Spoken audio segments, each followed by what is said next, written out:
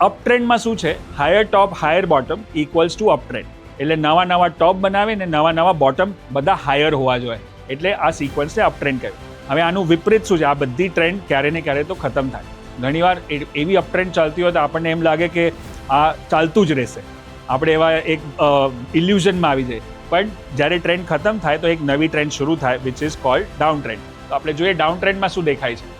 Down ટ્રેન્ડમાં same વસ્તુ, lower ટોપ lower bottom, જે આપણે લાસ્ટ હમણાં થોડા મહિનામાં કરેક્શન જોયું 2024થી જે ચાલુ થયું હતું સપ્ટેમ્બરથી, તો માર્કેટ લોઅર ટોપ લોઅર બોટમ બનાવતું જ જતું હતું. નવા બોટમ બનાવે પછી ટોપ જે હોય એ પણ લોઅર જ બનાવે, એટલે માર્કેટમાં ઉછાળે વેચવાની જે સ્ટ્રેટેજી અપનાવી પડે. પણ આ પણ ટ્રેન્ડ ખતમ થાય ક્યાંય ને ક્યાંય એ વળે ત્યારે આપણે પાછું એમાં બાઇંગમાં આવવું જોઈએ.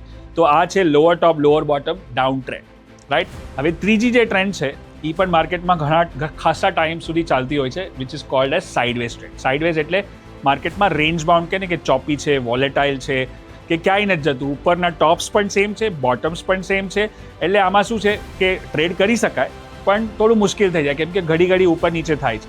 ઓલામાં શું છે, એક સાથે ટ્રેન્ડ પકડાય તો આપણને જેમ 2021, 22, 23 એકદમ વન સાઇડેડ ટ્રેન્ડ ચાલી માર્કેટમાં, તો એમાં પૈસા બનાવવાનું આસાન થઈ જાય. હવે તમારે ડિસાઇડ કરવાનું છે કે મારે બધી ટ્રેન્ડમાં ટ્રેડ કરવું છે કે મારે ખાલી જ્યારે ટ્રેડ દેખાય ત્યારે જ કરવું છે. મારા હિસાબથી ઓછા ટ્રેડ કરવાના, ક્વોલિટી ટ્રેડ કરવાના, ને જ્યારે ક્લિયરલી રસ્તો દેખાય ત્યારે જ કરવાનું, જ્યારે ન સમજાય ત્યારે શાંતિથી બેસવાનું.